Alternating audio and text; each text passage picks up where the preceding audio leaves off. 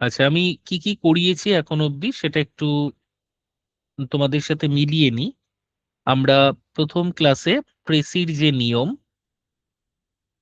সেটা আলোচনা করেছি। সেকেন্ড ক্লাসে সম্ভবত আমরা আলোচনা করেছি লেটার রাইটিং নিয়ে, তাই কি? Report writing. না স্যার, রিপোর্ট ছিল। না স্যার, Report রিপোর্ট রাইটিং ছিল।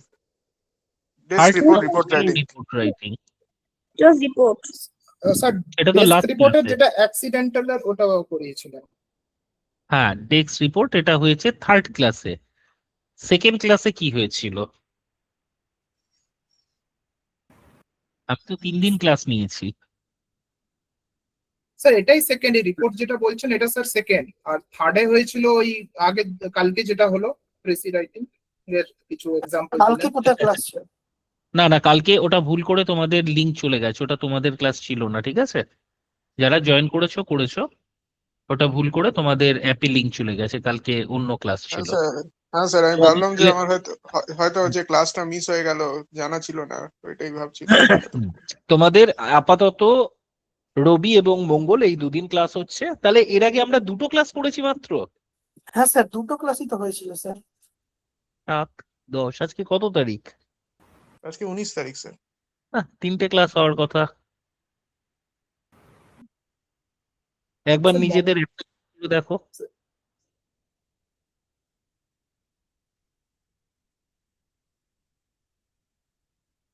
স্যার প্রথম ক্লাসে তো ইন্ট্রোডাকশন করালেন, ওই কয়েকটা এমনি জিনিস কিভাবে সেন্টেন্স ফরমেশন করবে। আচ্ছা, হ্যাঁ, তাহলে তাহলে ঠিক আছে, তাহলে ঠিক আছে, হ্যাঁ ঠিক আছে, অসুবিধার কিছু নেই। তাহলে আমাদের এখন অবধি হয়েছে হচ্ছে প্রেসি এবং রিপোর্ট। রিপোর্টের মধ্যে ডেস্ক রিপোর্ট হয়েছে শুধুমাত্র। আজকে আমরা একটা দুটো জিনিস নিয়ে আলোচনা করব, একটা ট্রান্সলেশন করব আর লেটার রাইটিং এর নিয়ম আলোচনা করে দেব, ঠিক আছে? তাহলে আমাদের আর কিছু বাকি থাকবে না, আমরা ডিরেক্টলি এরপর থেকে টপিকে চলে যেতে পারবো। মানে প্রেসি হয়েছে মানে শুধু তো প্রেসির নিয়ম হয়েছে, প্রেসি তো করানো হয়নি। রিপোর্ট ডেস্ক রিপোর্ট হয়েছে মানে শুধু ডেস্ক রিপোর্টের নিয়ম করানো হয়েছে। রিপোর্ট ধরে ধরে তোমাদের লিখতে দেয়া বা আলোচনা করা সেটা তো হয়নি। মানে এক্সাম্পল, এটা তো বাকি আছে, ঠিক আছে? তাহলে আরেকটা জিনিস বাকি থাকছে, সেটা হচ্ছে লেটার। লেটারের টপিক আজকে করিয়ে দিচ্ছে। এরপর আর দুটো জিনিস থাকে, ট্রান্সলেশন। ট্রান্সলেশন আলাদা করে কোনো নিয়মের ক্লাস হবে না, ট্রান্সলেশন আমরা টপিক করতে করতেই কিভাবে করব কিভাবে করব না আলোচনা করে দেব। আরেকটা জিনিস থাকে কম্পোজিশন। কম্পোজিশন প্রাথমিকভাবে নিয়ম একটা ক্লাসে আলোচনা করব এবং তারপর টপিকে চলে যাব, ঠিক আছে? তো চলো আজকে একটু লেটারের ফরম্যাটটা আলোচনা করে নিই এবং তারপর আমরা সরাসরি একটা ট্রান্সলেশনও আলোচনা করে নেব। তো দেখো, তোমাদের যে লেটারটা দেয় এই লেটারটাকে বলা হয় লেটার টু দ্য এডিটর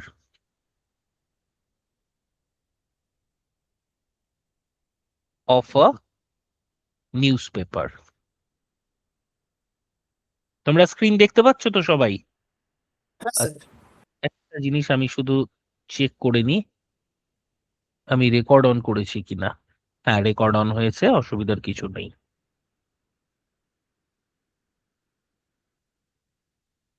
আচ্ছা, তার মানে এটাকে আমরা অনেকে বলি হচ্ছে এডিটোরিয়াল লেটার। তোমাদের কি কি দেয়? লেটারকে অ্যাকচুয়ালি দুটো ভাগে ভাগ করা যায়। কি কি বাবা? একটা হচ্ছে ফর্মাল, আর একটা হচ্ছে ইনফর্মাল। ফর্মাল লেটার দু ধরনের হয়, অফিসিয়াল আর হচ্ছে এডিটোরিয়াল।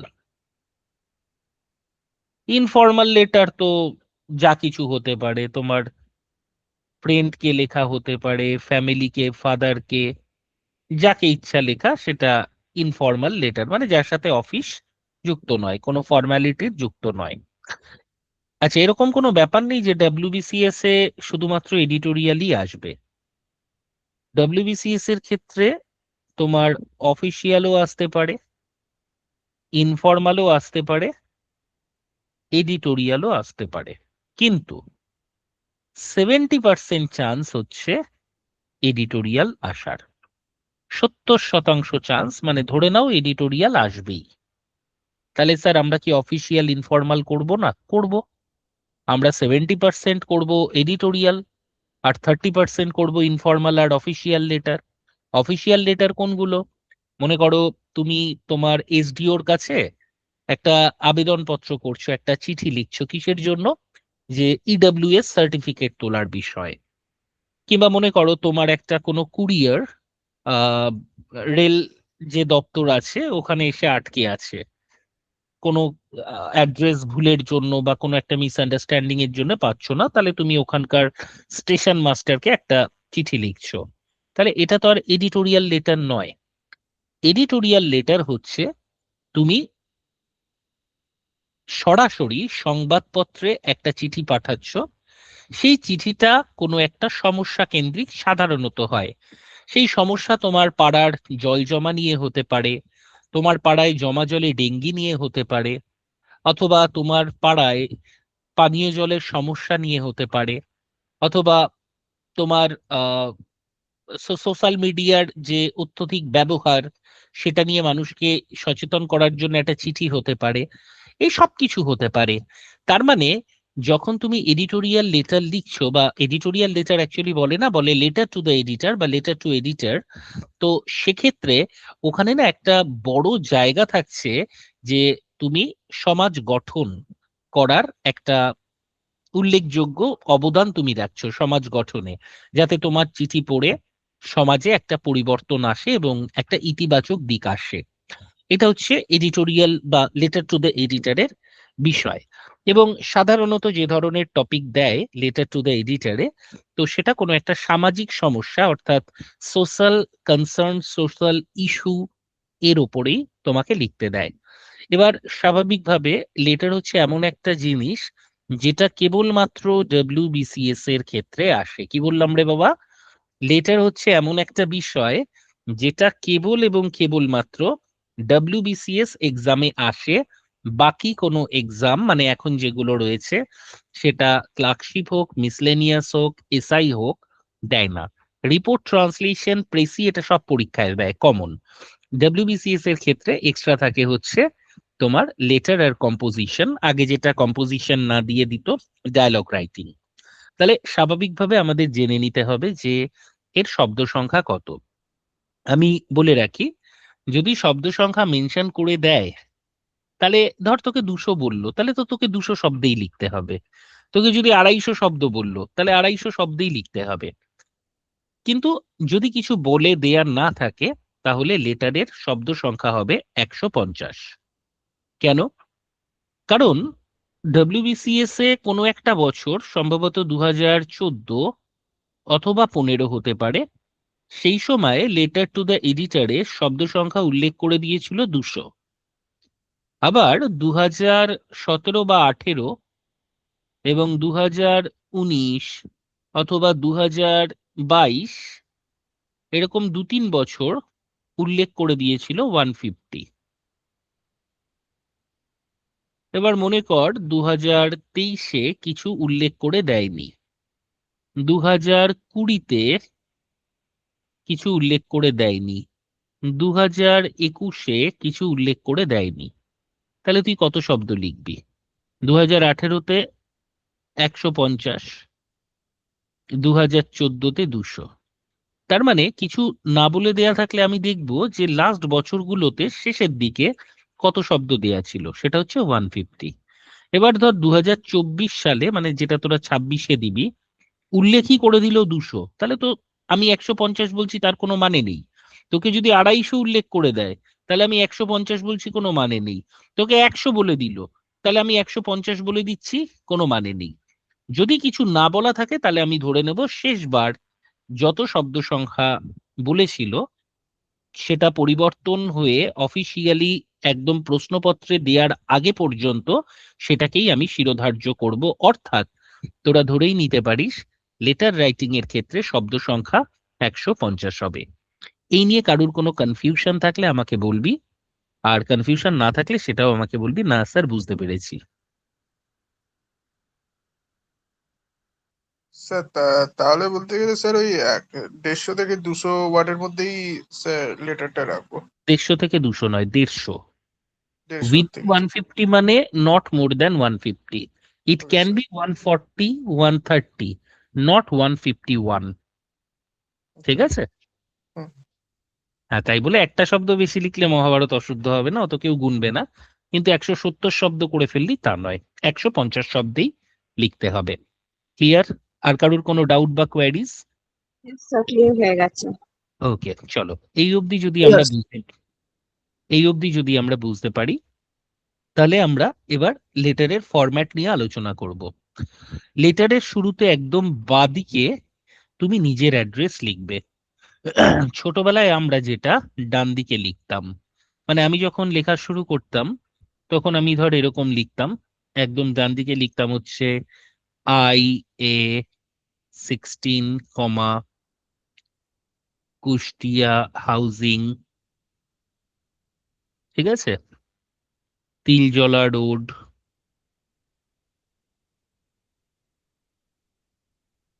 কলকাতা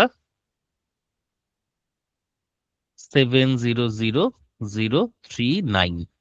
এই যে অ্যাড্রেসটা আমি ডান দিকে লিখছি, ছোটবেলায় আমিও লিখতাম, তোমরা কি লিখতে জানি না। 2018 সালের পর থেকে এই প্যাটার্নটা চেঞ্জ হয়েছে। এই যে লেখা, এই লেখাটা ডান দিক নয় বরং বাম দিক, যেখানে আমি এই ডবল রাইট সাইন দিয়েছি এখান থেকে হবে। এবং আমরা কখনো কোনো প্রপার অ্যাড্রেস দেব না। এই যে আমি আমার বাড়ির যে এক্স্যাক্ট ঠিকানা দিয়ে দিলাম, এরকম কোনো প্রপার অ্যাড্রেস আমরা দেব না। ইনস্টিড আমরা ব্যবহার করব ABC অথবা XYZ। যারা সিজিএল দিত তোমরা জানো হয়তো অনেকে যে 2022 সাল পর্যন্ত সিজিএল এর তোমার টায়ার 3-তে সম্ভবত তোমার লেটার ছিল, মানে ডেসক্রিপটিভ পেপার ছিল, যেটা 2023 সাল থেকে বাদ যায়, মানে সিজিএল এ আর রাইটিং থাকে না। তো তখনকার দিনে যারা সিজিএল দিত তারা এখানে নিজের অ্যাড্রেসের পরিবর্তে লিখতো এক্সাম হল দিয়ে, ওই যে অ্যাডমিট কার্ডে যে অ্যাড্রেসটা দেয়া আছে ওই স্কুলের, সেই অ্যাড্রেসটা লিখে দিত। এটা সিজিএল বা এসএসসির জন্য খুব প্রচলিত একটা নিয়ম ছিল। আচ্ছা, এক্সাম হলও লিখতো না, এক্সামিনেশন হল, আমি ভুল করে এক্সাম হল লিখলাম, এক্সামিনেশন হল লিখতো। আচ্ছা, সবার প্রথম যে এখানে কেন এক্সাম হল দিচ্ছে, কেন সে নিজের ঠিকানা দিচ্ছে না, এর উত্তর হচ্ছে ক্ল্যারিটি এবং সততা, অনেস্টি বজায় রাখার জন্য। কারণ এরকমও হতে পারে যে যিনি খাতা চেক করছেন তিনি তোমার অ্যাড্রেস দেখতে পেয়ে, তোমার নিজের নাম দেখতে পেয়ে দেখা গেল তোমার পরিচিত কেউ হলো, তাহলে স্বাভাবিকভাবে তার প্রতি, মানে তোমার প্রতি তার হয়তো একটু ভালোবাসা আছে, নাম্বার একটু বেশি দিতে পারে, একটু অনৈতিক কাজ হতে পারে, অথবা এটাও হতে পারে তোমার প্রতি তার একটা আক্রোশ থাকতে পারে। এবার একদম তোমার পরিচিতের কাছে খাতা পৌঁছবে সেটার চান্স হচ্ছে 100-তে 100 কেন, 1000-এ একজন বা 1,00,000-এ একজন। কিন্তু সেই একজনই বা হবে কেন? কারণ চাকরিও তো এখন লাখেই একজন পায়, তাই না? তো এই জন্য এটা পিএসসি বলো বা এসএসসি, মানে স্টাফ সিলেকশন কমিশন, তাদের কথা যদি বলি, তো তারা এটা প্রথম থেকেই ধরে নিয়েছে, মানে 18 সালের পর থেকে এটা বলে দিয়েছে যে এমন কোনো কিছু পরীক্ষার খাতায় লেখা যাবে না যেখান থেকে পরীক্ষার্থীর পরিচয় কোনোভাবে বা কোনো সূক্ষ্মভাবেও প্রকাশ বা প্রকট হয়। তো এই জিনিসটা অ্যাভয়েড করার জন্য এসএসসির যারা স্যার ম্যাম পড়াতেন সম্ভবত, তারা এই এক্সাম হলে এই অ্যাপ্রোচটা নিয়েছে। এবং তারপরে রোল নাম্বার, এবার একটা এক্সাম হলে তো হাজার হাজার পরীক্ষার্থীর সিট পড়ে, সুতরাং সেটা নিয়ে ভাবার কিছু নেই। আর আমরা পিএসসির যে ট্রেন্ড ট্রেন্ড মানে সবাই যেটা লেখে সেটা হচ্ছে একটা আরবিট্রারি, একটা কাল্পনিক একটা অ্যাড্রেস তারা পুট করে। তো সেক্ষেত্রে তুমি লিখতে পারো এরকম একটা কিছু, আমি যেটা লিখছি এক্স্যাক্ট এটাই লিখতে হবে তার কোনো মানে নেই। ধরো আমি বললাম ABC বিল্ডিং, তারপরে একটা তুমি লিখলে হচ্ছে ABCD রোড, এটা PQR রোডও দিতে পারো। তারপরে একটা কোনো অ্যাড্রেস দিলে, শুধু কলকাতা লিখলে খুঁজে পাবে না, কলকাতা 700000, এরকম কোনো অ্যাড্রেস নেই, 1 থেকে শুরু হয়, ঠিক আছে? তো এরকম একটা অ্যাড্রেস দিলে, অথবা তুমি দিল্লি একটা যে কোনো অ্যাড্রেস দিয়ে দিলে, বা অনেকে কি করে 700 এই লাস্টে 3টে জিরো না দিয়ে XYZ এরকম একটা কিছু করে দেয়। তার মানে XYZ দিয়ে দেয়, অথবা না দিয়ে আরো একটা প্যাটার্ন করা যায়, সেটা হচ্ছে XXX ছোট হাতের। ঠিক আছে, তার মানে কি এখানে কিছু রয়েছে, সেটা তুমি দিলে না, এইভাবে দিতে পারো। বা এখানে তুমি যদি 7,01,000 বা 7,02,000 দাও, তুমি বুঝতেই পারছো যে এটা কোনো প্রপার অ্যাড্রেস নয়। ঠিক আছে, আচ্ছা, এগুলোর পরে তুমি কমা দিতেও পারো, আগেকার দিনে দেয়া হতো, এখন মডার্ন ইংলিশে দেয়া হয় না, সুতরাং এগুলো না দেয়াটাই সমীচীন। তবে হ্যাঁ, তুমি দিলে মহাভারত অশুদ্ধ হবে না, দিতেও পারো নাও দিতে পারো। তাহলে এইটা গেল হচ্ছে তোমার অ্যাড্রেস। এবং ভুলেও এই অ্যাড্রেস এই শব্দটা কিন্তু লিখবে না, শুধু অ্যাড্রেসটা লিখবে। ক্লিয়ার এই অবধি বাবা মা যারা আছিস? আচ্ছা, যখন অ্যাড্রেস হয়ে গেল, এক লাইন ফাঁকা দিবি। দেখ এইখানে যে লাইনের গ্যাপ, আর এখানে আমি ডেট লিখছি, মানে মাঝখানে একটা লাইন ঢুকে যেতে পারতো, ধর এখানে প্লেস ঢুকে যেতে পারতো, তাহলে আর কোনো লাইনের গ্যাপ হতো না। মানে চোখের আন্দাজে বা কল্পনায় মাঝখানে একটা লাইন গ্যাপ দিয়ে এখানে ডেট লিখবি। আচ্ছা, ডেট লিখবি মানে এই যে DATE লিখলাম, এই শব্দটা লিখবি না, শুধুমাত্র ডেটটা লিখবি। ফর অ্যান এক্সাম্পল, আজকের তারিখ কত? আজকে মনে কর হচ্ছে 19/4। 19/4, তাই তো? তার মানে 19শে হ্যাঁ, স্যার। এপ্রিল। তাহলে লিখবি 19 এপ্রিল 2026। 1 নম্বর এটা লেখা যেতে পারে। 2 নম্বর লেখা যেতে পারে এপ্রিল 19, 2026। সেক্ষেত্রে কমা দিতে হবে, কারণ এটাও নিউমেরাল, এটাও নিউমেরাল। ঠিক আছে, এখানে কমা দিতে হবে, এরকম কিন্তু কোনো আন্ডারলাইন থাকবে না, হ্যাঁ? এই দুটোর মধ্যে যে কোনো একটা ফলো করবি। আচ্ছা, কোনগুলো করবি না সেটা হচ্ছে 19th, 88 শব্দটা, 3 থাকলে থার্ড, RD শব্দটা, এই সমস্ত শব্দ ব্যবহার করবি না। 3 এপ্রিল, 3rd এপ্রিল নয়। এটা কিন্তু বর্তমানে বাংলা লেখার ক্ষেত্রেও প্রযোজ্য। আমরা এখন যখন চিঠি লিখবো, বাংলাতেও সম্ভবত তোমাদের পত্র রচনা আছে, তো সেখানে পয়লা বৈশাখ লিখবে না, লিখবে 1 বৈশাখ। বোঝা গেল? লাঠা কোনো ব্যাপার নেই, লালে লিলু এইসব কিচ্ছু লেখা যাবে না, হ্যাঁ? 2026। এই অবধি হওয়ার পর এইবার থাকবে হচ্ছে সেন্ডার্স অ্যাড্রেস। কোন অ্যাড্রেস? সেন্ডার্স অ্যাড্রেস, অর্থাৎ তুমি কাকে পাঠাচ্ছ। আগে লেখা হতো টু দা, আচ্ছা এখানে আবার একটা লাইন ফাঁকা দেবে, হ্যাঁ, মানে এক লাইনের একটা গ্যাপ থাকবে। এইবার তুমি লিখবে হচ্ছে এডিটরকে লিখছো। আগে লেখা হতো টু দা এডিটর, এখন হচ্ছে শুধু দা এডিটর। এর পরের লাইন, আগে কমা দেয়া হতো, এখন কমা দেয়া হয় না। তুমি কমা দিলেও কোনো ক্ষতি নেই, না দিলেও কিছু যায় আসে না। এরপর লিখবে পেপারের নাম। ধরো আমি লিখলাম দ্য টাইমস অফ ইন্ডিয়া, অথবা আমি যদি পেপারের নামও না দিতে চাই, আমি লিখবো দ্য PQR। এবার দ্য PQR জায়গার নাম না পেপারের নাম কি করে বুঝবে? এখানে লিখে দেব ডেইলি। ডেইলি মানে নিউজ পেপার, ঠিক আছে? The PQR daily.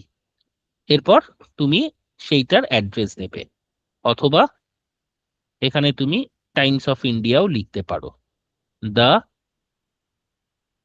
Times of India. অনেক ছেলেমেয়েরা যেটা ভুল করে সেটা হচ্ছে যে টাইমস অফ ইন্ডিয়ার আগে দা দেয় না। ঠিক আছে, তো দা তোমাকে দিতে হবে। কেন দিতে হবে? কারণ আর্টিকেলে একটা নাম আছে, একটা নিয়ম আছে, সেটা হচ্ছে যে যদি তুমি আহ মানে কোনো পেপারের নাম লেখো, সেটা কিন্তু তার আগে তোমাকে দা ব্যবহার করতে হবে। হিন্দু বলে কোনো পেপার নেই, the Hindu, the Asian Age, the Times of India, the Telegraph ইত্যাদি। সুতরাং এই নিয়মটা তোমাকে অক্ষরে অক্ষরে পালন করে চলতে হবে। এবার তুমি যদি মানে কলকাতা, সরি, যদি টাইমস অফ ইন্ডিয়াই লেখো তাহলে এটা একটা প্রপার খবরের কাগজের নাম, তাহলে তুমি তার সঙ্গে সঙ্গে তার প্রপার অ্যাড্রেসটাই দেবে। ঠিক আছে? তুমি মানে এক্ষেত্রে আরবিট্রারি অ্যাড্রেস দেবে না, তোমরা চেষ্টা করবে ইন্টারনেট থেকে দেখে নেয়ার যে টাইমস অফ ইন্ডিয়ার কলকাতা অফিসের অ্যাড্রেস কি রয়েছে। ঠিক আছে? এটা দেখে নিয়ে পরে 2 লাইনের মধ্যে সেটা লিখে দেবে। এটা কিছু এরকম লিখলে যে 18, চৌরঙ্গি রোড বা সল্টলেক, যাই হোক যেখানেই থাকুক না কেন, ধরো চৌরঙ্গি রোড লিখলাম, RINGHEE, চৌরঙ্গি রোড, কলকাতা। কলকাতাকে কোল লিখবে না, হ্যাঁ, একটা হাইফেন দিয়ে 700071 এরকম একটা কিছু আছে। একবার একটু তোমরা তাও দেখে নিও, যেটা দেবে সেটার প্রপার অ্যাড্রেস যেন হয়। এই অবধি লেখার পর যেটা লিখবে সেটা কি, সেটা হচ্ছে এইবার দুটো জিনিসের মধ্যে কনফিউশন হয়। কি সেটা? সেটা হচ্ছে আমি অনেক জায়গায় দেখবে এরপরেই লেখা থাকে সাবজেক্ট। সাবজেক্টকে শর্টে সাব লিখবে না, পুরো সাবজেক্ট লিখবে। আবার কোনো কোনো বইতে বা মডার্ন ইংলিশে এখানেই লেখা থাকে স্যালুটেশন। স্যালুটেশন বলতে কি, স্যার, আগে স্যার লেখে পরে সাবজেক্ট লেখে। বলে রাখি, মডার্ন ইংলিশের নিয়ম হচ্ছে আগে স্যার লেখা এবং পরে সাবজেক্ট লেখা, কিন্তু এই নিয়মটা কেউ মানে না। এবং কেউ মানে না যখন, আমাকে তো সংখ্যাগরিষ্ঠতার উপরেই জোর দিতে হবে, তাই না? সবকিছুতেই ইলেকশনও কিভাবে হয়, সংখ্যাগরিষ্ঠতার উপরে, মেজরিটির ওপরেই। তো সবাই যেটা করে আমরাও সেটাই করব। আমরা সাবজেক্ট আগে দেব, স্যালুটেশন, স্যালুটেশন মানে যাকে পাঠাচ্ছি, স্যার ম্যাডাম, সেইটা স্যালুটেশন পরে দেব। ঠিক আছে? এইটা হচ্ছে বিষয়। কিন্তু কোন স্যার বা ম্যাডাম যদি বলেন যে না, স্যার ভুল করাচ্ছেন, আগে তো মডার্ন ইংলিশে চেঞ্জ হয়েছে, কি আগে সাবজেক্ট নয়, আগে স্যালুটেশন লিখতে হয়, স্যার লিখতে হয়, তারপরে সাবজেক্ট লিখতে হয়, তো তিনি ভুল বলছেন না, তিনি আপডেটেড। কিন্তু যেহেতু অধিকাংশ লোক সেটাকে ফলো করে না, আমিও করছি না। ঠিক আছে? মানে কাটবে না, তুমি সাবজেক্টই আগে লিখবে, মানে এবং 1 লাইন ছাড়বে। খেয়াল করো কোন কোন জায়গায় আমি স্পেসটাকে এই হ্যাশ দিয়ে বোঝাচ্ছি, হ্যাঁ, কোথায় কোথায় স্পেস দেবে। এখানে একটা প্রথম গ্যাপ থাকছে, দ্বিতীয় গ্যাপ থাকছে, এখানে 1 লাইনের গ্যাপ থাকছে। এই সাইনটা আবার দিতে যেও না, আমি তোমাদের বোঝানোর জন্য বলছি। এইটা লেখার পর 1 লাইনের গ্যাপ থাকবে এবং বাম দিক ঘেঁষে সাবজেক্ট থাকবে। আমার মনে আছে আমরা যখন সাবজেক্ট লিখতাম, আমরা মাঝ বরাবর সাব লিখতাম, তাই না? তোমরা যখন চিঠিতে সাবজেক্ট লিখতে, মাঝ বরাবর সাব লিখে এরকম করতে না? ইয়েস অর হ্যাঁ নো? স্যার, হ্যাঁ স্যার, Yes, স্কুলে sir. হ্যাঁ স্যার, আগে করতাম। হ্যাঁ, এখন স্কুলে এরকমই করেছি। হ্যাঁ, এখন বাম দিক ঘেঁষে হবে। এবার প্রশ্ন হচ্ছে যে কেন বাম দিক ঘেঁষে হয়? তার কারণ হচ্ছে আমরা তো সবকিছুই করছি যুগের সাথে তাল মিলিয়ে। তাহলে সেদিক থেকে একটু ভেবে দেখো, বর্তমানে কেউ কিন্তু আর হাতে লেখা চিঠি পাঠায় না। এখন কি, এখন হচ্ছে সব কম্পিউটারাইজ চিঠি হয়। তাহলে তোমাকে যদি কোনো লেখা মাঝখানে নিয়ে যেতে হয়, অথবা ছোটবেলায় মনে আছে একদম ইয়োর্স সিনসিয়ারলি বা ইয়োর্স ফেইথফুলিটা একদম ডান দিক ঘেঁষে লিখতাম, হ্যাঁ স্যার। হ্যাঁ, সেটাও কিন্তু এখন বাদিক ঘেঁষেই হবে। এবার কেন হচ্ছে? কারণ তুমি যদি ডান দিক ঘেঁষে করতে যাও, তোমাকে কতগুলো স্পেস মারতে হবে, 8-10 বার স্পেস শুধু খ্যাট খ্যাট খ্যাট খ্যাট করে করতে হবে। তো এই জন্যই মূলত এবং এক্সট্রা স্পেসিং এ না অনেক সময় চেঞ্জ হয়ে যায়, ইয়োর্সটা ডান দিকে থাকে, ফেথফুলিটা আবার নিচে চলে যায়, চিঠি পাঠানোর পরে এই অসুবিধাগুলো হয়। কারণ মানে কম্পিউটার তো মূলত বাইনারি সিস্টেমের ওপর চলে, তো এই এক্সট্রা স্পেসিং গুলো নিয়ে ওরা মানে কনফিউজড হয়ে যায় যে এটা কি। তো তখন দেখবে যে তুমি পিডিএফ এ কনভার্ট করছো বা কিছুতে কনভার্ট করছো, ইয়োরস আছে এখানে, ফেইথফুলি আছে এখানে, আবার তোমার নাম চলে যাচ্ছে বাম দিকে বা মাঝখানে। তো এই কনফিউশনটা অ্যাভয়েড করার জন্য আমরা এখন যা লিখি সব লেফট অ্যালাইনমেন্টে লিখি। তাহলে এখানে তুমি সাবজেক্টটা লিখলে, সাবজেক্ট যাই হোক না কেন সেটা তুমি এখানে লিখলে, ঠিক আছে? এবং চেষ্টা করবে সাবজেক্ট সেন্টেন্স না করার, বরঞ্চ ফ্রেজ ব্যবহার করার। সেন্টেন্স না করার মানে সেখানে সাবজেক্ট ভার্ব এগ্রিমেন্ট থাকবে না। মানে তুমি এরকম বললে যে the problem of drinking water in XYZ area, এইরকম একটা হতে পারে, ঠিক আছে? কিন্তু the people of XYZ face problem, বা প্রবলেম অফ ড্রিঙ্কিং ওয়াটার, এটা সেন্টেন্স বা ক্লজ। ক্লজ ব্যবহার না করে সাবজেক্টের ক্ষেত্রে একটা ফ্রেজ ব্যবহার করা ভালো। এইটা হয়ে যাওয়ার পর আবার এক লাইন ছাড়বে। এক লাইন ছেড়ে তুমি লিখবে হচ্ছে স্যার অথবা madam, sir oblique madam.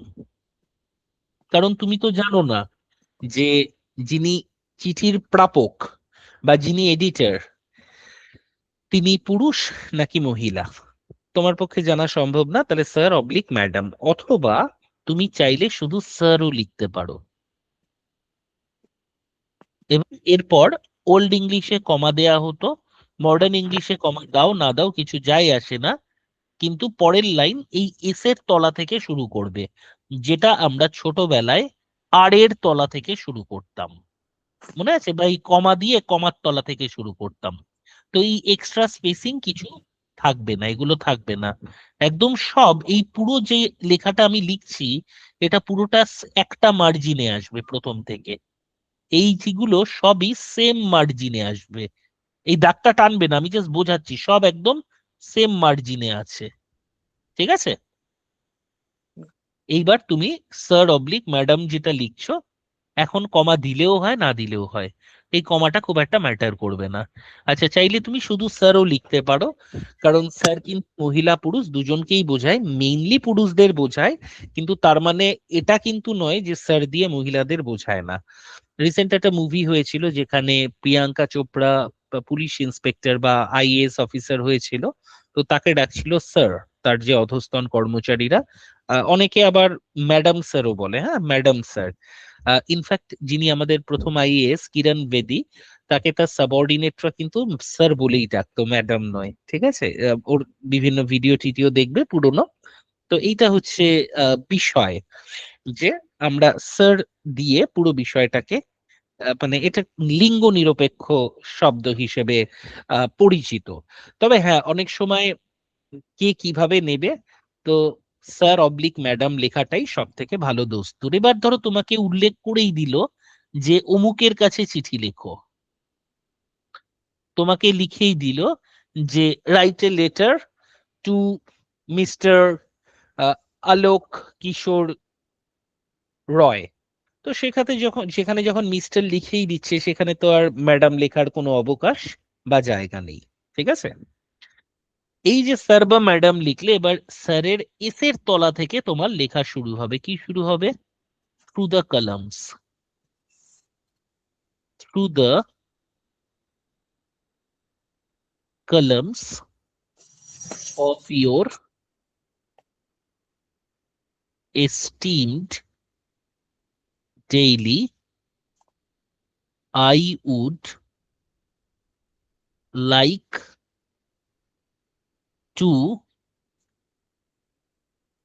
draw the attention of the authority concerned to দিয়ে টপিক। এটা যেমন বলছি এরকম দু তিনটে টাইপ আছে যেটা লিখতে পারো। স্যার বাকিগুলো দেখান, তোমাকে তো একটাই চিঠি লিখতে হবে, তাহলে তুমি ভার্সাটাইল শিখে কি লাভ হবে?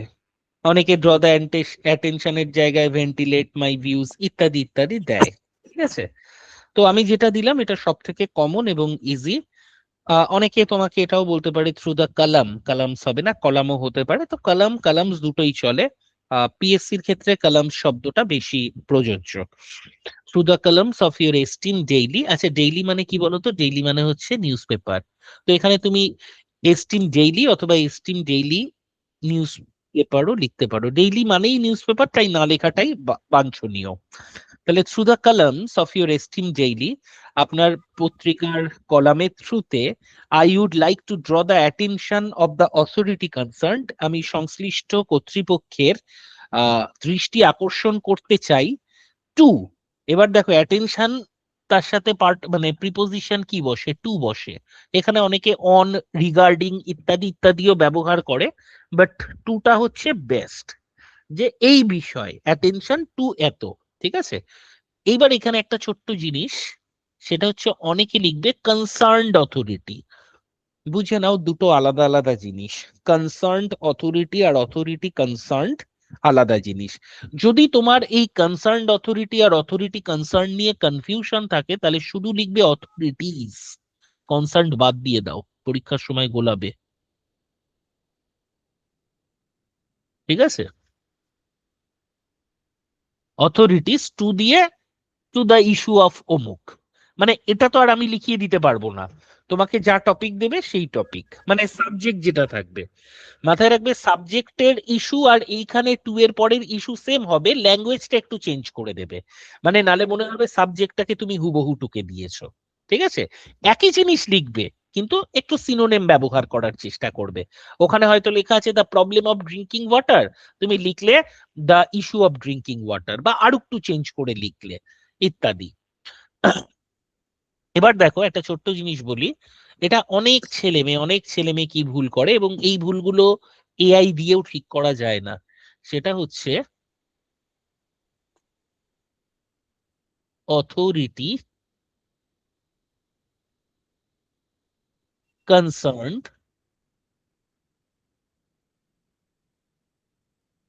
Concerned authority. কনসার্নড অথরিটি মানে হচ্ছে উদ্বিগ্ন প্রশাসন, আর অথরিটি কনসার্নড মানে সংশ্লিষ্ট প্রশাসন। আমাকে বলো, তুমি কার কাছে চিঠি পাঠাচ্ছ? উদ্বিগ্ন প্রশাসনের কাছে না সংশ্লিষ্ট প্রশাসনের কাছে? সংশ্লিষ্ট প্রশাসন। সংশ্লিষ্ট মানে কি? সম্পর্কিত, মানে তুমি যে ইস্যুটা নিয়ে লিখছো সেই ইস্যুর সাথে সম্পর্কিত। মানে তুমি নিশ্চয়ই জলের সমস্যা বা হাউস ডিপার্টমেন্টে পাঠাবে না, তাই না? বা হেলথ ডিপার্টমেন্টে পাঠাবে না, বা তার দৃষ্টি আকর্ষণ করবে না। তার মানে ওর সঙ্গে সম্পর্কিত যে প্রশাসন। তাহলে এখানে যদি কনসার্নড অথরিটি থাকে, তার মানে প্রশাসন উদ্বিগ্ন। বাবারে, প্রশাসন উদ্বিগ্ন হলে মানুষের চিন্তার আর কোনো কারণ থাকে না, প্রশাসন উদ্বিগ্ন থাকে না। তাহলে এখানে সংশ্লিষ্ট প্রশাসনই হবে। কনসার্নড কি হতে পারে? কনসার্নড পেরেন্টস হতে পারে, কারণ মা বাবা অনেক সময় ছেলের ভবিষ্যৎ, ছেলের পড়াশোনা এগুলো নিয়ে উদ্বিগ্ন থাকে। তখন আমি কিন্তু আর প্যারেন্টস কনসার্নড লিখবো না। বোঝা গেল? ক্লিয়ার? হ্যাঁ। আচ্ছা, এখানে যে জিনিসটা বলার, সেটা হচ্ছে তোমার ওয়ার্ড কাউন্ট শুরু হবে এই স্যার বা ম্যাডাম থেকে। ঠিক আছে, অর্থাৎ 150 যেটা বলছি, এই 150-র মধ্যে হ্যাঁ সাবজেক্ট পড়তে পারে, কারণ এখন তো সাবজেক্ট পড়ে লেখাই নিয়ম, কিন্তু আমরা কেউ সেই নিয়মটা মানি না। এই সাবজেক্ট থেকে তোমার ওয়ার্ড কাউন্ট শুরু হবে, অর্থাৎ এর আগে তুমি যে লিখছো কলকাতা একটা শব্দ, 7,71,000, এই একটা টাইমস অফ ইন্ডিয়া 2-3টে শব্দ, 19শে এপ্রিল 2026 কলকাতা এবিসিডি, এই সব কিছু, এগুলো কোনো কিছু কাউন্ট হবে না। অর্থাৎ 150 বলতে তোমার শুধুমাত্র এই অংশ থেকে কাউন্ট হবে, মানে সাবজেক্ট এবং স্যার ম্যাডাম, এই জায়গাগুলো কাউন্ট হবে। তার মানে দেখো, তুমি যদি সাবজেক্টে 10টা শব্দ লেখো, আর এখানে কটা লিখছো? 1টা, 2টো, 3টে, 4টে, 5টা, 6টা, 7টা, 8টা, 9টা, 10টা, 11, 12, 13, 14, 15, 16, 17, 18। এবার 18-র পর ওই প্রবলেমটাও ধরো লিখলে, দ্য ইস্যু অফ অমুক, তাই না, the issue of high price of essential commodities, আরো মনে করো 7টা শব্দ। তাহলে এখানে কটা হলো, 17 আর 7, তাহলে 3, 24 মানে 25টা ধরো। তাহলে এখানে 25টা শব্দ আছে, আর এখানে মনে করো 10টা শব্দ আছে। তাহলে 25, 10, 35টা শব্দ। আর লাস্টে হচ্ছে থ্যাংক ইউ আর ইয়োর্স ফেইথফুলি, তার মানে ধরো আরো 3-4টে শব্দ, আরো 5টা শব্দ। তাহলে 25, 5, 30, আর এখানে স্যার বা ম্যাডাম 31, আর এখানে মনে করো সাবজেক্টে 10টা, মানে সব মিলিয়ে 40টা শব্দ কিন্তু আমার একই থাকছে। তার মানে তোমাকে নিজে থেকে লিখতে হবে 110 শব্দ, 100 থেকে 110 শব্দ। এই 100 থেকে 110 শব্দ যতটা সম্ভব সহজবোধ্য ভাষায় বা সহজ ইংরাজিতে লিখবে। সেখানে কোনো রকম মাস্টারি দেখানোর চেষ্টা করবে না। এরকম ভাবার কোনো কারণ নেই যে tough English is good English, এরকম নয়। তুমি যেরকম পারো সেখানে যেন গ্রামাটিক্যাল ভুল না হয়, সহজ সরল বাক্য হয়, তার মাধ্যমে নিজের আইডিয়াটাকে ব্যক্ত করবে। তাহলে এটা গেল হচ্ছে আমার ফার্স্ট প্যারাগ্রাফ, যেখানে আমি through the columns of your esteemed daily I would like to draw the attention of the authorities to the problem of high prices of essential commodities. Para change করে একদম বাম দিক থেকে এরপর ওই 100 মতো শব্দে, 100 মতো শব্দ মানে কি 7-8টা সেন্টেন্স, ঠিক আছে, কেন কি সমস্যা, তোমার এরিয়ায় জলের সমস্যা হোক, রাস্তাঘাটের সমস্যা হোক, সেইটা নিয়ে 6-7টা বাক্য আরামসে লিখে দেবে। লেখার পর আবার বাম দিক ঘেঁষে প্যারা চেঞ্জ করে লিখবে thank you, thank you, thanking you নয়, তারপরে দেবে ইয়োর্স সিনসিয়ারলি। দিয়ে যখনই তুমি সিনসিয়ারলি দিচ্ছ, এখানে একটা ছোট্ট শব্দ আমরা হাইলাইট করার চেষ্টা করব। আমাকে বলতে পারবে ফেইথফুলি আর সিনসিয়ারলির মধ্যে পার্থক্য কি? কখন আমরা ফেইথফুলি ব্যবহার করি, কখন আমরা সিনসিয়ারলি ব্যবহার করি?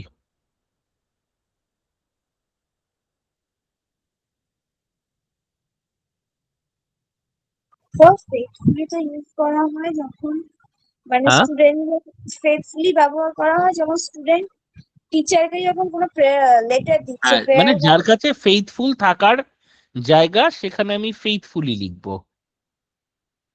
ঠিক আছে। মানে তুমি টিচারকে পাঠাচ্ছ, সেক্ষেত্রে ফেইথফুলি মানে যে তোমার কাছে পরিচিত, বা তুমি যার কাছে পরিচিত। আর যার কাছে তুমি পরিচিত নয় তাকে লিখবে সিনসিয়ারলি, কমা দিয়ে নিচে একদম বাম দিক ঘেঁষে লিখবে XYZ।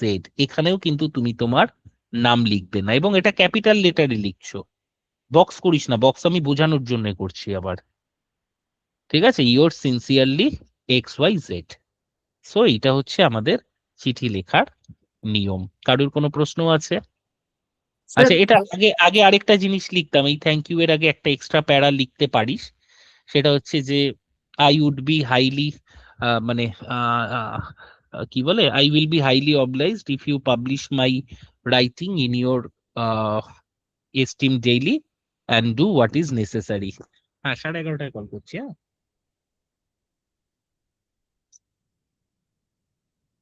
তাহলে স্যার ওই ওখানে হলে 10টা শব্দ হয়ে যাবে, তাহলে তোর 100 শব্দ বা 90 শব্দে লিখলে হয়ে যাবে। বাট এই জিনিসটা এখন আর কেউ লেখে না, ঠিক আছে। ডিরেক্টলি থ্যাংক ইউ, তারপরে ইয়োর সিনসিয়ারলি দিয়ে XYZ। হ্যাঁ, কেউ কিছু বলছিলিস, বলতো বাবা। Sir I would be highly obliged, ওই জায়গাটা একটু বলে দিন না স্যার। এটা লেখার দরকার নেই, এখন আর লেখে না কেউ, ওটা তো লিখতে বারণ করছি। স্যার থ্যাংক ইউর পরে কি একটা লাইন গ্যাপ হবে, তারপর ইওর সিনসিয়ারলি হবে? হ্যাঁ, হ্যাঁ, হ্যাঁ, হ্যাঁ, হ্যাঁ, কিন্তু এইখানে আর কোনো গ্যাপ হবে না, কিন্তু ইয়োর সিনসিয়ারলির একেবারে নিচেই XYZ হবে, ঠিক আছে। স্যার এডিটরের অ্যাড্রেসটার জায়গাটা একবার একটু দেখান স্যার। স্যার এইখানে এইখানে টাইমস অফ ইন্ডিয়া না লিখে আপনি যখন বললেন যে PQR ডেইলি যদি আমি লিখি, তাহলে দা সেক্ষেত্রে পিকিউআর ডেইলি, হ্যাঁ দা PQR এক্ষেত্রে একটা ডেইলি যদি লিখি, আরবিট্রারি অ্যাড্রেস দিবি, হ্যাঁ 18 সেটাই, পিকিউআর এভিনিউ, ঠিক আছে।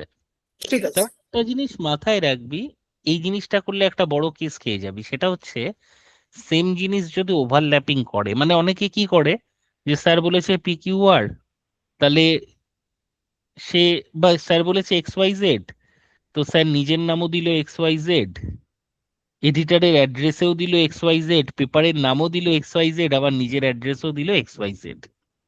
একটা যেন আরেকটার সাথে রিপিট না হয়, ওভারল্যাপ না করে। যদি your sincerely X Y Z লেখো, তাহলে অন্য কোনো অ্যাড্রেসে আর এক্স ওয়াই জেড দেয়া যাবে না।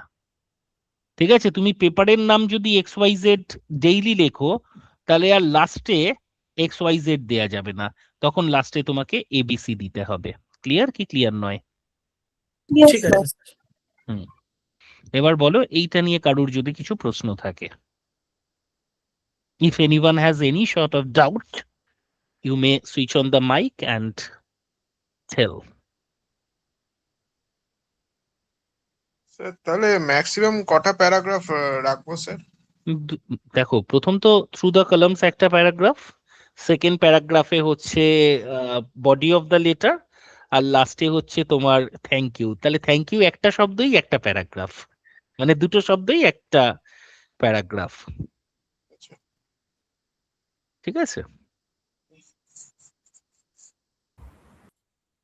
স্যার ওখানে কি একটা লাইন গ্যাপ দিয়ে তারপরে থ্যাংক ইউ দেবো? কোনটা? প্যারাচিন যেমন হবে, আচ্ছা আচ্ছা, ঠিক আছে। একটা প্যারার থেকে আরেকটা প্যারা করতে গেলে তো একটু তো গ্যাপ রাখতেই হয়, তাই না? হ্যাঁ হ্যাঁ হ্যাঁ।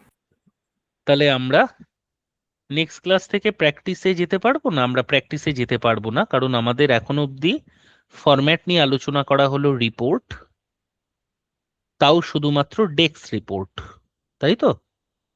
তারপর হচ্ছে, এছাড়া আমাদের কি হলো বাবা? আজকে লেটারটা হলো স্যার। প্রেসিস, প্রেসিজের তো আর পার্ট ওরকম কিছু নেই। আজকে হলো লেটার, এডিটর। শুধুমাত্র এডিটর।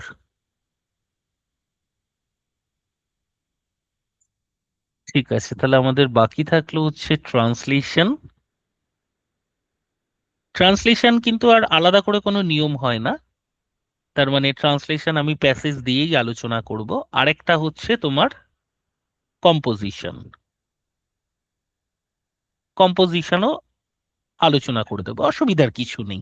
চলো একটা ট্রান্সলেশন আজকে অল্প করে, যেহেতু প্রথম দিন, অল্প করে আলোচনা করে দিই। প্রথম দিন মানে ট্রান্সলেশনের প্রথম দিন।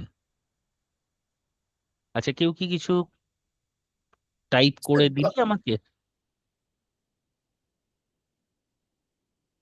হ্যাঁ বল, কে কি বলছিস? স্যার বাকি না যে স্যার, লেটারের ফরম্যাট গুলো আছে, এরকম অফিসিয়াল বা ফ্রেন্ড, ফাদার সব করাবো, ইনফর্মাল। সব করাবো। তো সবে 3 দিন ক্লাস করছিস বাবা, এত ব্যস্ত আচ্ছা হলে হবে? হ্যাঁ বল। আচ্ছা স্যার বলছিলাম এই ট্রান্সলেশনের ক্ষেত্রে স্যার এটা মানে আমি মানে সময় পেলে একটু ওই নিউজ পেপার গুলো থেকে মানে আনন্দবাজার থেকেই করার চেষ্টা করি, কিন্তু মানে বুঝতে পারি না যে ওটা স্যার ঠিক হয়েছে না বা ভুল হ্যাঁ, হয়েছে। এটাই তো স্যার সমস্যা। আপনার, তো স্যার ওটা আমি তাহলে কোনখান থেকে করা উচিত স্যার আমাদের, মানে এমনি এটা প্র্যাকটিস করতে হলে? ট্রান্সলেশন প্র্যাকটিস না, মানে ডেসক্রিপটিভ, সত্যি কথা বলতে সব সাবজেক্ট টিচার ছাড়া হয়ে যাবে, ডেসক্রিপটিভ টিচার ছাড়া হবেই না। মানে হয়ে যাবে, কিন্তু খাতা চেকিংটা কি করে করাবি? তুই তো করাবি মানে নিশ্চয়ই তোরটা ঠিক হচ্ছে ভেবেই তুই করছিস, তোর ভুলটা তো কেউ ধরতে পারবে না। একটা জিনিস এখন করতে পারিস, সেটা হচ্ছে নিজে লিখে কিছুটা এআই তে ফেলে দিবি। এআই বেসিক গ্রামার গুলো ঠিক করে দেয়, বেসিক যে গ্রামার, অ্যাডভান্স গ্রামার পারে না। মানে যেখানে ধর কনসার্নড অথরিটি আর অথরিটি কনসার্নড, ও অথরিটি কনসার্ন লিখবে না, ও কনসার্নড অথরিটি লিখবে। ঠিক আছে, এটা হচ্ছে বিষয়। যেমন ধর ইংরেজিতে একটা নিয়ম আছে, আহ সেটা কি যে যদি কোনো জায়গায় রিলেটিভলি থাকে তারপরে পজিটিভ ডিগ্রি হয়, মানে রিলেটিভলি গুড হয়, কি হয় না, রিলেটিভলি বেটার হয় না। তুই যদি চ্যাট জিপিটি কে ফেলিস, রিলেটিভলি বেটারই দেখাবে। এমনকি তুই যদি নিউজ পেপার পড়িস, এখন কিন্তু রিলেটিভলি বেটারই চলে। তাহলে রিলেটিভলি বেটার ভুল নয়, কিন্তু সেটা মডার্ন ইংলিশ। কিন্তু কম্পিটিটিভ ইংলিশ বা academic English always follow the old school or the old rule. তো ওইটা একটা ব্যাপার, কিন্তু যাদের লেখা একেবারে বাজে, আমার কিছু নেই, আমি একটু চেক করাবো, you can take the help of AI. মানে you are in the age of AI, you are in the age of globalisation. So যদি সেগুলো পায়, খুব ভুল হয়, সেই বেসিক জায়গাগুলো ঠিক হয়ে যাবে। আর কালকে যে ক্লাস করেছিস, মানে তোদের ছিল না কিন্তু ভুল করে লিংক চলে গিয়েছিল, সেই রেকর্ডটাও থাকবে। তারা হয়তো দেখে দেখে মানে সে হয়তো দেখতে পেয়েছিস কিভাবে আমি খাতা চেক করি। মানে আমি ক্লাসে একটা প্রেসি করতে দিই বা একটা ট্রান্সলেশন করতে দিই, তোরা ওটা কমেন্ট করে জানাস। দেখ, প্রেসি আর ট্রান্সলেশন টাইপ করে দেয়া যায়, এবার রিপোর্ট রাইটিং, লেটার রাইটিং, সেটা তোকে লিখেই, হাতে লিখেই জমা দিতে হবে।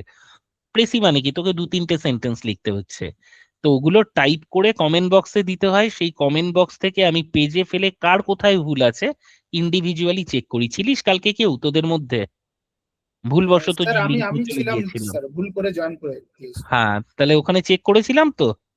হ্যাঁ স্যার। হ্যাঁ, সুতরাং এখানে যেটা চেক করব, লাইভ ক্লাসে থাকবে, ওটা লাইভেই চেক হবে কোন জায়গায় কি ভুল। আজকে প্রথম দিন বলে আমি তোদের করতে দিচ্ছি না, আমি একটা বেসিক আলোচনা করে দিচ্ছি। দেখো এই লেখাটা সবার প্রথম চোখে পড়ছে কিনা। স্যার চোখে পড়েছে। দেখো, আমরা ট্রান্সলেশন যখন করব না, এই ট্রান্সলেশন করার ক্ষেত্রে আমরা যেটা করব সেটা হচ্ছে ভাবানুবাদ। যেটা করব না সেটা হচ্ছে আক্ষরিক অনুবাদ।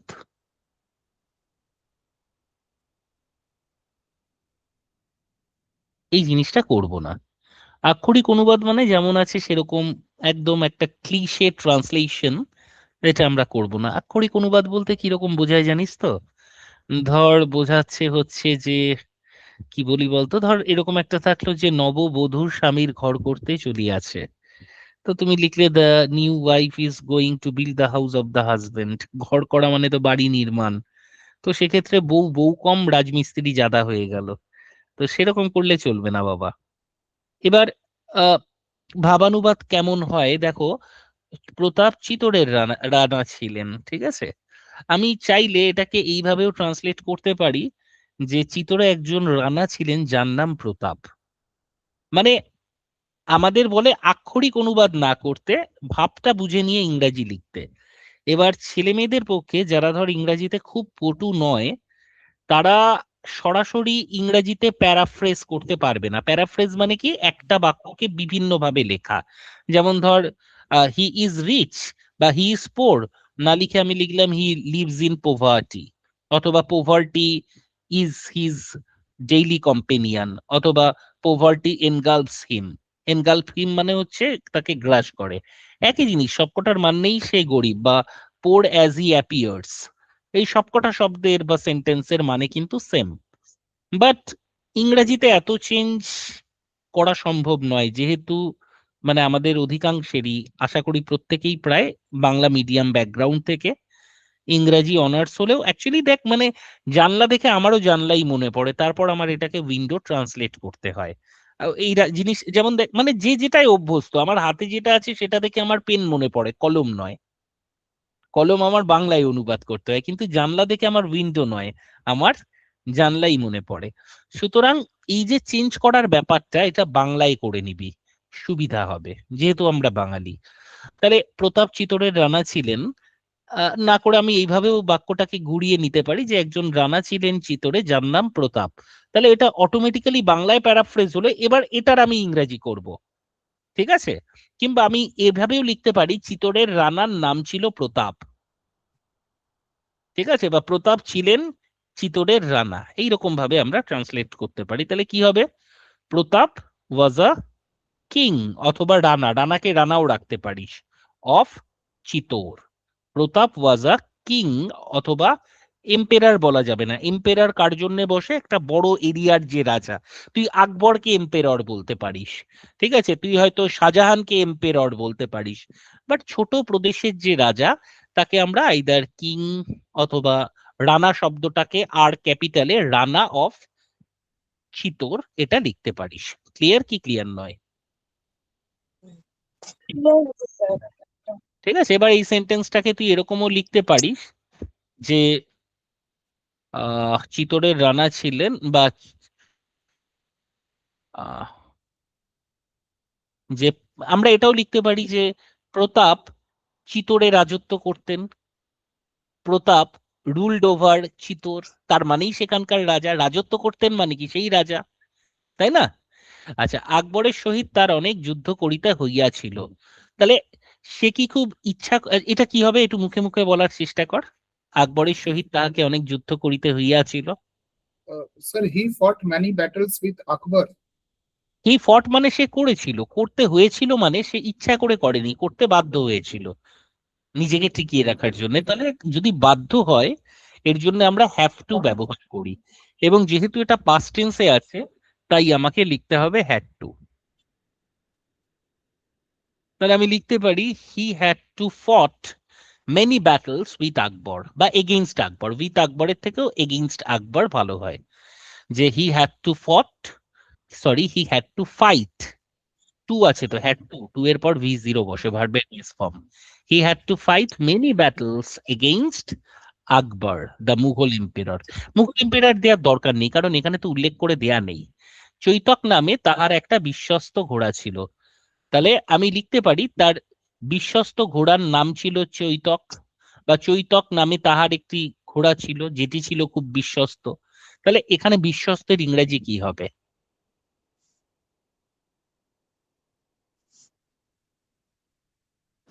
লয়াল। লয়াল। ঠিক আছে, এখানে লয়াল হবে, অন্য কোনো শব্দ এতটা ভালো হবে না। যে মানে হি had a horse named Chaitak.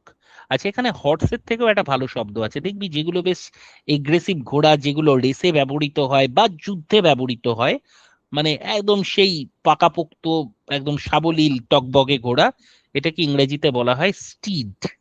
তাহলে স্বাভাবিকভাবে যে হর্সের জায়গায় স্টিড লিখবে সে নাম্বার একটু বেশি পাবে, বেশি পাবে মানে স্বাভাবিকভাবে যার চোখে পড়বে, আরে এ তো আহ, মানে একদম পারফেক্ট শব্দটা লিখেছে এর জন্য।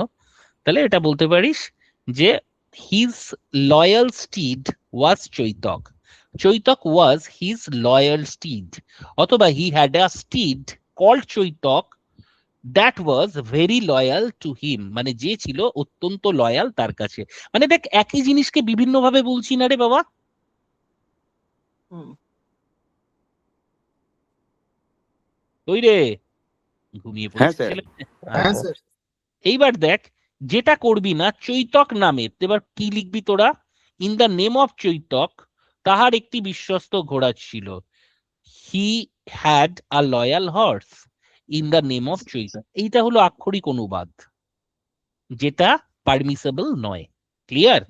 মানে হুবহু যেমন আছে সেটাই করব তা নয়, মানে তার একটা বিশ্বস্ত ঘোড়া ছিল যার নাম চৈতক, কিংবা চৈতক ছিল তার বিশ্বস্ত ঘোড়া, এইরকম। এই ঘোড়া হলদিঘাটের যুদ্ধে প্রভুকে খুব সাহায্য করেছিল। তাহলে এখানে আমি সাহায্য করার জন্য কি ইংরেজি লিখবো?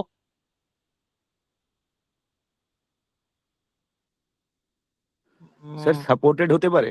সাপোর্টেড হতে পারে, হেল্প দিবি না, স্যার এখানে অ্যাসিস্ট সাপোর্ট অথবা অ্যাসিস্ট অ্যাসিস্ট শব্দটা বেটার। মানে তুই যুদ্ধ করছিস, আমিও তোর হয়ে যুদ্ধ করছি, আপনার এটা লাগবে, আপনাকে নিয়ে দৌড়ে জোরে দৌড়চ্ছি, তো এটাকে অ্যাসিস্টেন্স করা। ঠিক আছে, যুদ্ধে তোর হাতে অস্ত্র তুলে দেয়া এটা হেল্প নয়, এটা অ্যাসিস্টেন্স। তাহলে এখানে আরো ভালো হয় যদি অ্যাসিস্টেড শব্দটা লিখিস, যে এই ঘোড়া হলদিঘাটের যুদ্ধে, in the battle of Haldighat this speed বা দিস হর্স অ্যাসিস্টেড ইটস প্রভু, প্রভু ইংরেজি কি? মাস্টার। ঠিক আছে, আর লর্ড। বা এবার তুই এখানে বলা নেই, এই ঘোড়া আর লেখারই দরকার নেই, তুই লিখবি Chaitak assisted his master in the battle of Haldighat. Clear? Clear হ্যাঁ স্যার। স্যার হ্যাঁ স্যার। এই যুদ্ধে পরাজয়ের পর প্রতাপ চৈতকের জন্য বেঁচে যায়। এই যুদ্ধে পরাজয়ের পর, তার মানে after the defeat of this যুদ্ধ না, following his defeat in the battle field, কোনো কিছুর পরে, following his defeat in the battle field বা in the battle of Haldighat, তুই দ্বিতীয়বার মেনশন করতেই পারিস, প্রতাপ চৈতকের জন্য বাঁচিয়া যান। তাহলে প্রতাপ বাঁচিয়া যান ইংরেজি কি? সেভ হ্যাঁ বল। স্যার সেভ হবে সেভ মানে তো সেভ করা, তাহলে লিখতে হবে যে sir Pratap was survive. Saved, survive. Pratap survived only due to Chetak. ঠিক আছে, অনলি ডিউ টু বা only because of Chetak. Chetak এক লাফে একটি ছোট্ট নদী পার হয়ে যায়। তাহলে কি হবে? চৈতক পার হয়ে যায়, ইংরেজি কি? ক্রস। ক্রস, অথবা ক্লিয়ারও হতে পারে।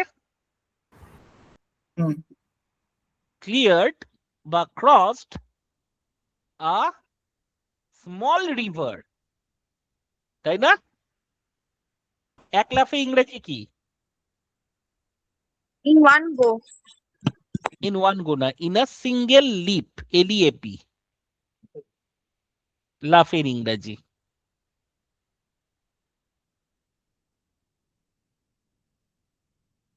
In a single leap. আচ্ছা, এখানে একটা ছোট্ট জিনিস বলি, এক লাফে একটা নদী পার হওয়া কি সম্ভব? এটা তো পৌরাণিক ক্যারেক্টার নয়।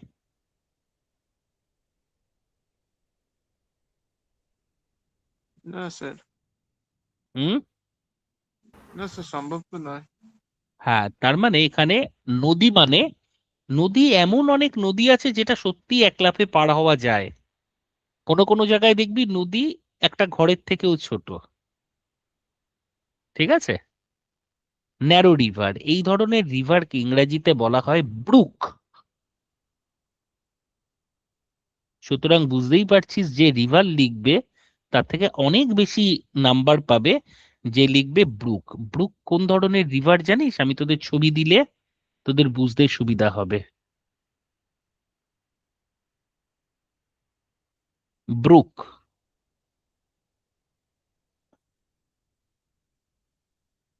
কি দিচ্ছে?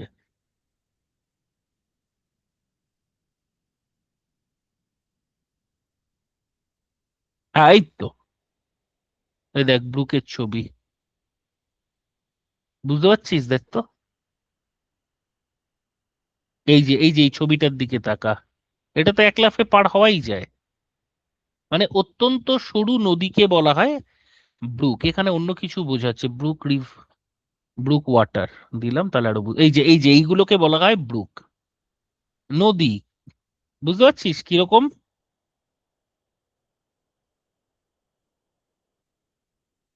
তোরা দেখতে পাচ্ছিস তো? হ্যাঁ হ্যাঁ স্যার। স্যার। এই নদীতে আমি লাফিয়ে পার হয়ে যাব, আর ও তো চৈতক। এনিওয়ে, তাহলে হি ক্লিয়ার্ড দ্য ব্রুক বা ক্লিয়ার্ড দ্য ব্রুক। আচ্ছা, ব্রুক লিখলে আর স্মল লেখার দরকার নেই। হ্যাঁ, যদি রিভার লিখিস তাহলে স্মল রিভার হবে।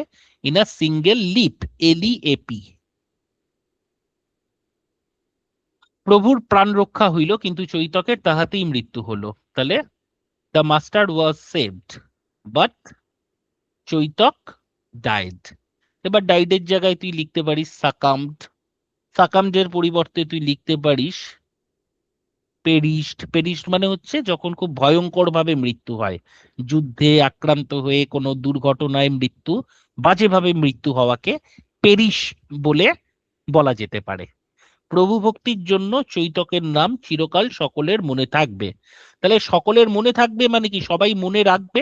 তাহলে everyone will remember his name বা its name for his devotion to the master, বা for its love for his master, for the love of its master, sorry for its master, of its master না। বোঝা গেল? তার মানে translation মানে কখনোই কিন্তু হুবহু অনুবাদ নয়। ক্লিয়ার?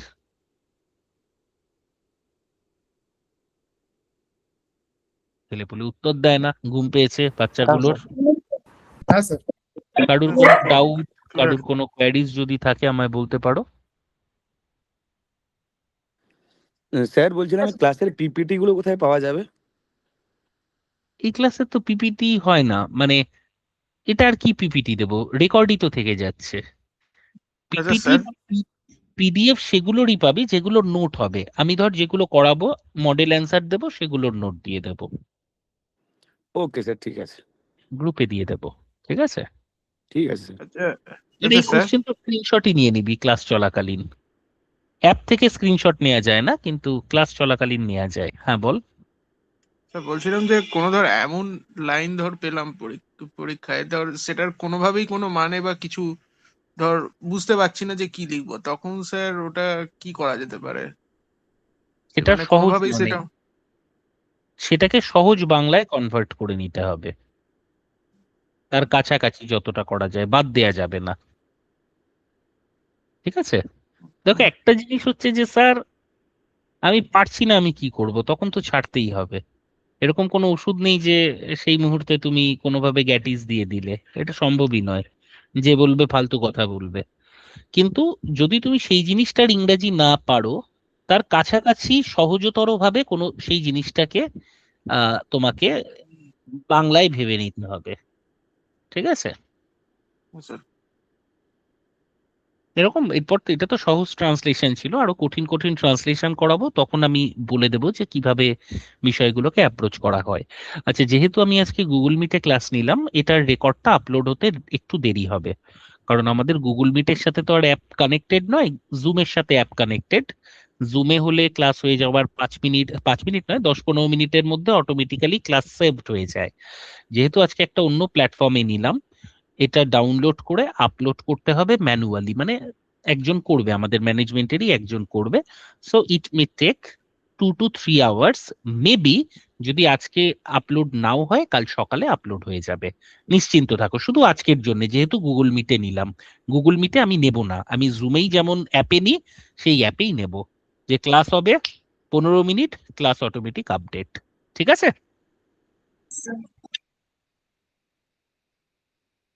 কেউ কিছু বলছো?